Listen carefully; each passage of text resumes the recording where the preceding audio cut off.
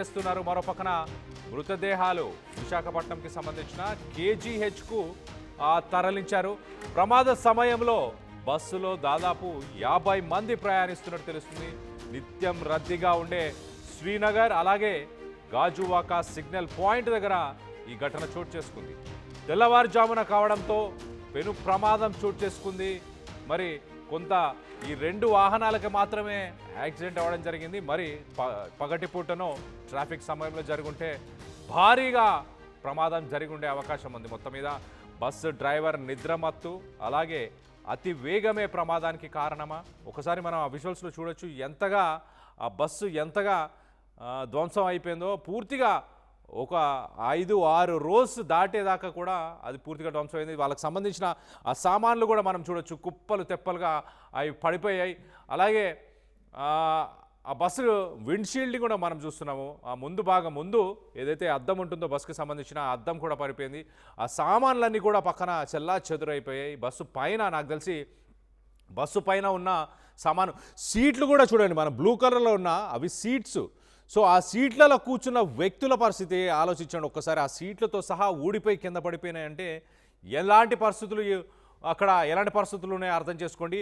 ఆ గిన్నెలు అవన్నీ ఉన్నాయి కూడా ఆర్టీసీ బస్సుకు సంబంధించిన సీట్ల పైననే. మరో పక్కన ఆ విండ్షీల్డ్ చూస్తే విండ్షీల్డ్ పూర్తిగా ధ్వంసం అయిపోయి పక్క పడిపోయింది. అలాగే ప్రయాణికులకు సంబంధించిన లగేజ్ ఏదైతే పైన ఉండాల్సిన లగేజ్ మొత్తం కూడా ఆ రోడ్డు పైన కనిపిస్తుంది. మరి ఎస్ ఎగ్జాక్ట్లీ ఈ విషయంలో చూడండి, సీట్లని ఒక 2 మొత్తంగా 6 సీట్లు అయితే అక్కడ కనిపిస్తున్నాయి. ఇంకా 6 సీట్లు ఊడి పడిపోయాయంటే ఎంత విధ్వంసం జరిగిందో మీరు ఆలోచించుకోవచ్చు. అలాగే ఈ యాక్సిడెంట్ వల్ల ఆ రోడ్డు పైన వెళ్తున్న మరొక వాహనానికి సంబంధించిన వాళ్ళు కూడా కింద పడిపోయారు. ఒక్కసారి ఆ బస్సుకి సంబంధించిన ఎగ్జాక్ట్లీ ఇక్కడ చూడొచ్చు మనము. బస్సు సీట్లు కుప్పలుగా ఒకదానిపై ఒకటి బస్సు సీట్లు కుప్పలుగా తెగి పడిపోయాయి అంటే అర్థం చేసుకోండి. ఆ బస్సులో ఆ సీట్లలో కూర్చున్న వ్యక్తుల పరిస్థితి ఏంటి? వాళ్ళు మొత్తం మీద ముగ్గురు అయితే స్పాట్లోనే చనిపోయారు. ఇంకా 50 మంది బస్సులో ప్రయాణికులు ఉన్నారు. వాళ్ళందరినీ కూడా వైజాగ్లోని కేజీహెచ్కి వాళ్ళందరినీ తరలించారు. ప్రస్తుతానికి వాళ్ళందరి పరిస్థితి కూడా చాలా విషమంగా ఉన్నట్టు కూడా తెలుస్తుంది. మొత్తం మీద ఒక విషాద సంఘటన అని చెప్పుకోవచ్చు. ఈ మధ్యకాలంలో మనం చూస్తున్నాం ఎప్పటికప్పుడు ప్రైవేట్ ట్రావెల్స్ బస్సులు యాక్సిడెంట్లకి గురవుతూనే ఉన్నాయి. మరి ముఖ్యంగా స్లీపర్ బస్సులు, ఏసీ బస్సులు, ఈ బస్సులన్నీ కూడా యాక్సిడెంట్లకు గురవుతున్నాయి. కానీ ఒక లగ్జరీ బస్సు అందులో ఆర్టీసీకి సంబంధించిన ఒక బస్సు యాక్సిడెంట్కి గురవ్వడం, అది కూడా తెల్లవారుజామున. సాధారణంగా ఆర్టీసీ డిపార్ట్మెంట్కి సంబంధించిన డ్రైవర్సు అన్ని సేఫ్టీ నార్మ్స్ని పాటిస్తుంటారు. అంటే వాళ్ళకు కావాల్సినంత నిద్ర, రెస్ట్ అవన్నీ కూడా డిపార్ట్మెంట్ ప్లాన్ చేస్తుంటుంది. అయినా కూడా మరి ఎంత స్పీడ్లో ఉండాలి, అంతగా ఆ బస్సు మనం చూస్తే ఎంత ధ్వంసం అయింది అంటే అసలు భయానకంగా ఉంది. ఆ విజువల్స్ చూస్తేనే అందులో ఉన్న 50 మంది ప్రజలు, ఆ ప్యాసింజర్స్ ఎవరైతే ఉన్నారో 50 మంది, వాళ్ళ పరిస్థితి ఎలా ఉంటుంది ఒక్కసారి. ఆ సీట్లతో సహా ఊడిపోయి పక్కన పడిపోయింది అని అంటే ఎంత వేగంగా వెళ్ళి గుద్దుండాలి, ఎంత స్పీడ్లో వెళ్ళి ఆ లారీని గుద్ది ఉంటే కానీ ఆ సీట్లతో సహా ఊడిపోయి బయటకు వచ్చే పరిస్థితులు నెలకొన్నాయి. సో మొత్తం మీద ఒక విషాద సంఘటన అయితే చోటు చేసుకుంది. విశాఖపట్నంలోని గాజువాకలో ఘోర ప్రమాదం చోటు చేసుకుంది. శ్రీనగర్ అనే ఒక ఏరియా దగ్గర ఆగి ఉన్న ఒక లారీని ఆర్టీసీ బస్సు ఢీకొట్టడంతో 3 ప్రయాణికులు అక్కడికక్కడే చనిపోయారు. మనం రైట్ సైడ్ విజువల్లో చూడొచ్చు. దానికి సంబంధించి ఆర్టీసీకి సంబంధించిన సిబ్బంది అలాగే ట్రాఫిక్ పోలీస్ వీరందరూ కూడా అక్కడికి చేరుకొని కొంత ట్రాఫిక్ని క్లియర్ చేసే ప్రయత్నం చేశారు. రోడ్డు నుంచి పక్కకి ఆ బస్సును కూడా తొలగించిన తర్వాత విజువల్స్ని మనం చూస్తున్నాం. లెఫ్ట్ సైడ్ బాక్స్లో రాత్రి వేళ ఆ బస్సు యాక్సిడెంట్ జరిగిన సమయంలో అప్పుడు ఎలాంటి పరిస్థితులు నెలకొని ఉన్నాయో దాన్ని కూడా మనం చూస్తున్నాము. బస్సు ఆగి ఉన్న ఒక లారీని వెనక నుంచి ఢీకొట్టింది. దీనికి సంబంధించి మరింత అప్డేట్ తీసుకునే ప్రయత్నం చేద్దాం. ప్రస్తుతానికి వైజాగ్లో ఎలాంటి పరిస్థితులు నెలకొని ఉన్నాయి, కేజీహెచ్లో ఎలాంటి పరిస్థితులు నెలకొని ఉన్నాయి, ప్యాసింజర్స్ పరిస్థితి ఎలా ఉంది, మా ప్రతినిధి రామచంద్రతో మాట్లాడి తెలుసుకునే ప్రయత్నం చేద్దాం. రామచంద్ర చెప్పండి, ప్రస్తుతానికి ప్యాసింజర్స్ పరిస్థితి ఎలా ఉంది? విజువల్స్ చూస్తే భయానకంగా ఉన్నాయి. సీట్లతో సహా కుప్పలు తెప్పలుగా సీట్లతో సహా ఊడిపోయి రోడ్డు పైన పడిపోయిన పరిస్థితి ఎంత వేగంగా ఉండాలి? అసలు లేటెస్ట్ అప్డేట్ ఏంటి రామచంద్రరావు? ప్రస్తుతానికి క్షతగాత్రుల్ని వేరు వేరు ఆసుపత్రికి తరలించారు. గాజువాక్లోని ఆర్కే ఆసుపత్రికి తరలించి కొందరిని వైద్యం అందిస్తున్నారు కళ్యాణ్. అయితే తెల్లవారుజామున అంటే ఒక రకంగా నిద్రమత్తులో ఉండొచ్చు, లేక ఎదురుగా ఉన్న వాహనం తాలూకా అంశాన్ని గుర్తించడంలో డ్రైవర్ ఫెయిల్ అయ్యారన్నది ఒక స్పష్టంగా కనిపిస్తుంది. ప్రధానంగా ఇప్పుడు గాజువాక అంటే సహజంగా విశాఖ నగరానికి మరొక 18 కిలోమీటర్ల దూరంలో చాలా మంది గమ్యానికి చేరుతున్నారు అనే దశలో ఈ ప్రమాదం జరిగింది. ఇది అనకాపల్లి నుంచి దాటిన దాదాపు 20 కిలోమీటర్ల దూరం. అదే విశాఖ నగరానికి ఒక 15 కిలోమీటర్ల దూరంలో గాజువాక పోలీస్ స్టేషన్ కి కేవలం 1 కిలోమీటర్ దూరంలో ప్రమాదం జరిగింది. అయితే మనకున్న సమాచారం బట్టి ఏదైతే ట్రిప్పర్ ఉందో ఆ ట్రిప్పర్ అప్పుడే టైరే పంక్చర్ కావడంతో జస్ట్ దాన్ని పక్కకి తీసే ప్రయత్నం డ్రైవర్ చేయడం, అప్పుడే ఆపడంతో ఒకసారిగా ఈ పార్వతీపురం మన్యం వైపు వెళ్తున్న ఈ బస్సు స్పీడ్ గా ఢీకొనడం జరిగింది. ఈ ప్రమాదంలో 2 మహిళలతో పాటు ఒక అసిస్టెంట్ డ్రైవర్ కూడా మృత్యువాత పడ్డాడు. అయితే మీరు చెప్పినట్టు ప్రమాద తీవ్రత స్పష్టంగా కనిపిస్తుంది. ఒకవైపు పూర్తిగా బస్సు భాగం అంతా కూడా కోల్పోయిన పరిస్థితి. ఇది ఖచ్చితంగా 60 నుంచి 80 కిలోమీటర్ల వేగంతో వెళ్తేనే ఇంత తీవ్రమైన పరిస్థితి ఉంటుంది. అయితే దీనిపై ఇప్పటికే అక్కడికి ట్రాన్స్పోర్ట్ ఆర్టీఏ అధికారులు కూడా చేరుకుంటున్నారు. దీని తీవ్రత ఇట్లా అంశాలు కూడా గుర్తించే అవకాశం ఉంది. అయితే ప్రస్తుతానికి ప్రమాదం అంచనా కంటే ప్రస్తుతం క్షతగాత్రులకి వైద్యం అందించే ప్రయత్నాలు జరుగుతున్నాయి. ప్రస్తుతానికి గాజువాక్ లోని ఆర్కే ఆసుపత్రికి కొందరు తరలించారు. మృతదేహాలు మాత్రం ఇంజాజ్ ఆసుపత్రికి తరలించారు. వీరికి సంబంధించిన అంశాలు కూడా అంటే ఎవరు ఏంటి అన్న విషయంపై మరి కాసేపట్లో నిర్ధారణ వచ్చే అవకాశం ఉంది. వారికి సంబంధించిన సమాచారం కూడా తెలిసే అవకాశం ఉంది Kalyan. Right Ramachandra Rao, thanks for the latest update. యాక్చువల్గా ఈ బస్సు డ్రైవర్ పరిస్థితి, అలాగే లారీ డ్రైవర్స్కి సంబంధించిన పరిస్థితి ఎలా ఉంది? వాళ్ళు ఇద్దరు బ్రతికే ఉన్నారా? మృత్యువాత పడ్డారు కళ్యాణ్. మిగతా డ్రైవర్ వారందరూ కూడా స్వల్ప గాయాలతో బయటపడ్డారు. వీరిని ఆర్కే ఆసుపత్రికి తరలించారు. గాజువాక్ లోనే సమీపంలో ఉన్న ఈ ప్రైవేట్ ఆసుపత్రికి తరలించడం జరిగింది. అట్లాగే ప్రధానంగా చూసుకుంటే ఎవరైతే ట్రిప్పర్ డ్రైవర్ అతనికి కూడా కొంత స్వల్ప గాయాలయ్యాయి. అయితే వీరు ప్రాణాపాయ పరిస్థితి అయితే ఉన్నట్టు మనకు తెలియదు. అయితే గాయాల తీవ్రత ఏ రకంగా ఉన్నప్పటికీ వైద్యం అందించిన తర్వాత వీరి పరిస్థితి కాసేపట్లో మనకి స్పష్టంగా తెలిసే అవకాశం ఉంది. అయితే గాయపడిన ప్రయాణికుల్లో వేరు మంది అంటే మరొక 7 వరకు గాయపడ్డారు. వారి పరిస్థితిపై కూడా కొంతసేపట్లో వైద్యులు మనకి వివరాలు అందించే అవకాశం ఉంది. అయితే ఏదేమైనప్పటికీ తెల్లవారుజామున గమ్యానికి దగ్గరలో అంటే వాస్తవానికి పార్వతీపురం మన్యంకి విశాఖ నగర్ నుంచి వెళ్ళడానికి మరొక 3 గంటలు పడుతుంది. కానీ సహజంగా ఎక్కువ మంది ప్రయాణికులు ఇటు పార్వతీపురం, సాలూరు, విజయనగరం ప్రయాణికులతో పాటు విశాఖ నగరానికి సంబంధించిన ప్రయాణికులు కూడా ఉంటారు. అయితే విశాఖ నగరానికి మరొక అరగంటలో చేరే అవకాశం ఉంది. ఇట్లాంటి దశలో ఈ ప్రమాదం జరిగింది.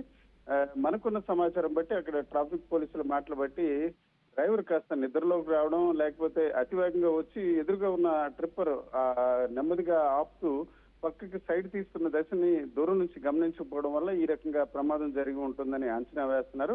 అయితే దీన్ని మరి కాసేపట్లో నిర్ధారించే అవకాశాలు కూడా ఉన్నాయి Kalyan. Right Ramachander, thanks for the latest update. మొత్తం మీద ఒక విషాద సంఘటన అని చెప్పొచ్చు. విశాఖపట్నం నుంచి గాజువాక సుమారుగా ఒక 19 కిలోమీటర్ల దూరంలో గాజువాకకు సంబంధించిన పోలీస్ స్టేషన్ పరిధిలో ఈ ఘటన చోటు చేసుకుంది. సో ఉదయం సమయం, తెల్లవారుజామున సమయంతో ఒక టిప్పర్ లారీ కొంత లెఫ్ట్కి వెళ్తున్న సమయంలో మరి దాన్ని గుర్తించలేని పరిస్థితుల వల్లే ఈ ఆర్టీసీ డ్రైవర్ డైరెక్ట్గా వెళ్ళి ఆ లారీని గుద్దడం వల్ల 3 ప్రయాణికులు అక్కడికక్కడే చనిపోయారు. ఆ విజువల్స్లో మనం చూడొచ్చు ఎంతగా ధ్వంసం అయిపోయిందో ఆ బస్సు. దాని ద్వారా డ్రైవర్ వెనక ఉన్న 2-3 రోస్కి సంబంధించి అవన్నీ కూడా సీట్లు కూడా ఊడిపోయి పక్కన పడిపోయిన పరిస్థితి అంటే అర్థం చేసుకోవచ్చు. మొత్తం మీద పోలీసులు అలాగే ఆర్టీసీ సిబ్బంది అక్కడికి చేరుకున్నారు. బస్సుని అలాగే లారీని వాటి రెండింటిని కూడా రోడ్డుపై నుంచి పక్కకు తొలగించే ప్రయత్నం చేశారు. ప్రస్తుతానికి ఆ 50 మంది ఆ ఘటన చోటు చేసుకున్న సమయంలో దాదాపు 50 మంది ప్రయాణికులు ఆ బస్సులో ప్రయాణిస్తున్నట్టు తెలుస్తుంది. వారందరినీ కూడా మృతదేహాలను అయితే విశాఖపట్నంకి సంబంధించిన కేజీహెచ్ హాస్పిటల్కి తరలించారు. మిగతా ప్రమాద సమయంలో బస్సులో ఉన్న ఆ 50 మందికి గాయాలైన వారందరికీ కూడా దగ్గరలో ఉన్న ఒక ప్రైవేట్ హాస్పిటల్లో వారందరికీ ట్రీట్మెంట్ని ఇస్తున్నట్టు తెలుస్తుంది. నిత్యం రద్దీగా ఉండే శ్రీనగర్ అలాగే గాజువాక సిగ్నల్ పాయింట్ అని చెప్పొచ్చు. మొత్తానికైతే తెల్లవారుజామున కావడంతో 2 వెహికల్స్కి మాత్రమే ప్రమాదం జరిగింది. అదృష్టవశాత్తు రోడ్డుపై వెళ్తున్న మిగతా వెహికల్స్ ఏమి అప్పుడు ఆ సమయంలో లేకపోవడంతో, కానీ విషాద సంఘటన అని చెప్పొచ్చు. ముగ్గురు ప్రయాణికులు అక్కడికక్కడే చనిపోయారంటే అర్థం చేసుకోండి. అలాగే మనం రైట్ సైడ్ ఫస్ట్ బాక్స్లో మనం చూడొచ్చు ఆ బస్సుకు సంబంధించిన సీట్లు. ఎస్, ఎగ్జాక్ట్లీ ఈ విజువల్లో మనం చూడొచ్చు సీట్లు ఊడిపోయి బయటకు వచ్చేసాయంటే అర్థం చేసుకోండి. బస్కి సంబంధించిన ఆ బాడీ ఏదైతే ఉందో అది పూర్తిగా ధ్వంసం అయిపోయింది. దాని తర్వాత దాంట్లో ఉన్న సీట్లతో సహా డైరెక్ట్గా బయటికి వచ్చేసి పడిపోయాయంటే దాంట్లో కూర్చున్న వ్యక్తుల పరిస్థితి ఏంటి కూడా ఆలోచించవచ్చు. ముందు భాగం పూర్తిగా ధ్వంసం అయిపోయింది బస్కి సంబంధించి మనం చూడొచ్చు. ముందు రేడియేటర్ సైడు, అలాగే డ్రైవర్కి సంబంధించిన ఆ స్టీరింగ్ వెనుక ఉండాల్సిన ఆ సీటు కూడా, డ్రైవర్ సీట్ కూడా అక్కడ లేని పరిస్థితి. ముందు విండ్షీల్డ్ అంతా పగిలిపోయింది, ఒక సైడ్ అంతా క్రష్ అయిపోయింది. వాస్తవానికి హెడ్ లైట్స్ కూడా కనిపించట్లేదు. నిజంగా ఒక బస్సేనా అన్న విధంగా ఆ ఫోటోలో మనం చూడొచ్చు. లెఫ్ట్ సైడ్ బాక్స్లో మనం చూడొచ్చు ఆ హాస్పిటల్కి ప్యాసింజర్స్ అందరూ చేరుకున్నాక వాళ్ళ పరిస్థితులు ఎలా ఉన్నాయో, ఎంత దయనీయంగా ఉన్నాయో. రాత్రిపూట నిన్న ఘటన తెల్లవారుజామున ఆ ఘటన చోటు చేసుకున్నప్పుడు మనం లెఫ్ట్ సైడ్ బాక్స్లో ఒకసారి చూస్తే కనుక ఆ బస్సులోంచి వ్యక్తులు బయటికి వాళ్ళ సామాన్లు కానీ వ్యక్తులను బయటికి తీసుకొని రావడానికి స్థానికులందరూ హెల్ప్ చేస్తున్న ఆ విజువల్స్ని, అలాగే హాస్పిటల్కి వెళ్ళిన విజువల్స్. ఎస్, ఈ విజువల్లో మనం చూడొచ్చు ఆ ముందు లారీ కనిపిస్తుంది, వెనక బస్సు క్రష్ అయిపోయింది, పూర్తిగా క్రష్ అయిపోయిన బస్సు కనిపిస్తుంది. అలాగే స్థానికులు హుటాహుటిన వారందరినీ హాస్పిటల్స్కి తరలిస్తున్నారు. ఆ బస్సులో ఉన్న ఎగ్జాక్ట్లీ ఈ విజువల్ అసలు ఎంత భయానకంగా ఉంది చూడండి. ఈ లారీని పూర్తిగా ఆ బస్సు సగం ఆల్మోస్ట్ హాఫ్ బస్సు మొత్తం కూడా ఆ లారీ లోపలికి దూసుకెళ్ళిపోయిన ఇమేజెస్ని మనం చూస్తున్నాము. పూర్తిగా ధ్వంసం అయిపోయింది. అసలు డ్రైవర్ ఆనవాళ్ళు కూడా కనిపించట్లేదు ఏమాత్రము. డ్రైవర్ సైడ్ పూర్తిగా ఆ లారీ లోపలికి వెళ్ళిపోయిన పరిస్థితి మనం చూడొచ్చు. రైట్ సైడ్ బాక్స్లో మనం చూస్తే చూడండి బస్సు వెనక టైరు, ఆ లారీకి సంబంధించిన వెనక టైరు భాగం మొత్తానికి కూడా ఆ బస్సు పూర్తిగా దాని లోపలికి వెళ్ళిపోయిన పరిస్థితి కనిపిస్తుంది. సో క్షతగాత్రులని రైట్ సైడ్ కొంత ప్రొక్లైన్ని రాత్రి తీసుకొచ్చి ఆ బస్సుని పక్కకు లాగే ప్రయత్నం చేశారు. దాని తర్వాత దాంట్లో ఉన్న చనిపోయిన వ్యక్తులను కూడా బయటకు తీసే ప్రయత్నం చేసి ఎగ్జాక్ట్లీ ఆ ప్రొక్లైన్ ఆ క్రేన్ ద్వారా వాళ్ళందరినీ బయటకు తీసిన తర్వాత చూడండి ఎంతగా క్రష్ అయిపోయిన బస్సుని మనం చూస్తున్నాం. దాంట్లో ఉన్న వాళ్ళ వస్తువులు కానీ అవన్నీ కూడా కింద కుప్ప, ఆ బస్సుకు సంబంధించిన ఇనుప సామాను, ఆ మెటల్స్, ఆ స్టీల్ కానీ అదంతా కూడా క్రష్ అయిపోయి ఒక చెల్లా చెదురైపోయి కింద పడిపోయిన పరిస్థితిని మనం చూస్తున్నాం. ఎంత భయానకమైన ఒక యాక్సిడెంట్ అని చెప్పాలి. అలాంటి యాక్సిడెంట్ విశాఖపట్నంకి సంబంధించిన గాజువాకలోని శ్రీనగర్ అనే ఒక ఏరియాలో ఈ ఘటన చోటు చేసుకుంది. మరి మనం ఈ విజువల్లో చూస్తే లారీ ఫాస్ట్ మూవింగ్ లేన్లో ఫస్ట్ లైన్లో ఉన్నట్టు కనిపిస్తుంది. దాని తర్వాత బస్సు సెకండ్ లైన్లో ఉన్నట్టు కనిపిస్తుంది. బస్సు వెళ్తున్న సమయంలో ప్రస్తుతానికి ప్రాథమిక విచారణ ప్రకారం ఆ టిప్పర్ లారీ ఏదైతే ఉందో ఆ టిప్పర్ లారీ ఏదైతే ఉందో ఆ లారీ ఫస్ట్ లైన్లో ఉంది, అంటే డివైడర్కి పక్కనే ఉంది. ఫాస్ట్ మూవింగ్ వెహికల్స్, సాధారణంగా స్పీడ్గా వెళ్ళే వాహనాలు అక్కడ వెళ్తుంటాయి. అక్కడ ఉన్న సమయంలో మరి బస్సు ఘటన మనం చూడొచ్చు. బస్సు అక్కడే, అంటే దానికి వెనుక భాగంలో వెళ్ళి గుద్దేసింది. లారీ లెఫ్ట్కి వెళ్ళే ప్రయత్నం చేస్తుందా, మరి లారీ స్లోగా ఉందా తెలియదు, కానీ బస్సుకి పక్కన కూడా కొంత స్పేస్ ఉంది, అక్కడ వెళ్ళే అవకాశం ఉంది. మరి ఆ లారీ వెళ్తున్న స్పీడ్ని గుర్తించలేకపోవడం ఒక కారణం. అలాగే దాంతోపాటు ఆ డ్రైవర్ కూడా మత్తులో ఉండడం వల్లే ఈ ఘటన చోటు చేసుకుంది అంటూ ప్రాథమిక విచారణలు చెప్పుకొస్తున్నారు. మరింత డీటెయిల్స్ రావాల్సి ఉంది దీనికి సంబంధించి. మనం చూస్తే ఎంత భయానకమైన ఒక యాక్సిడెంట్ అని చెప్పొచ్చు.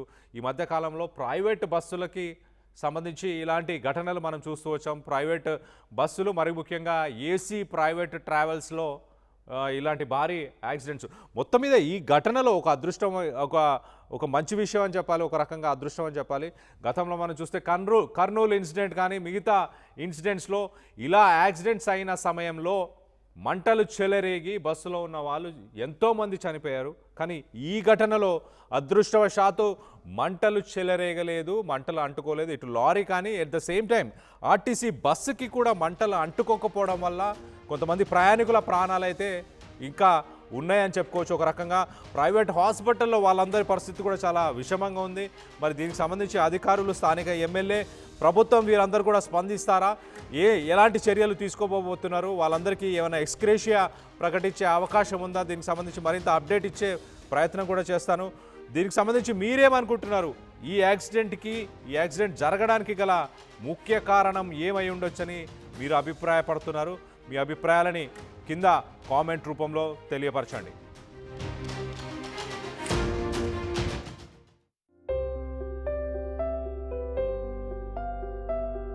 చిన్న చిన్న ఆనందాలు 35 ఏళ్లుగా నా జీవితంలో లేవు.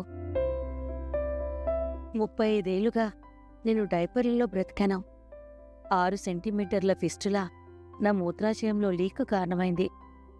ఎవరూ నాకు సహాయం చేయలేకపోయారు. ఏఐఎన్యూలో వైద్యులను కలిసే వరకు. అక్కడ వారు రోబోటిక్ శస్త్రచికిత్సతో నాకు పరిష్కారం ఇచ్చారు. వారు నా ఆత్మవిశ్వాసాన్ని కూడా తిరిగిచ్చారు. Precision Care makes it possible. The Center for Robotic Surgery at AINU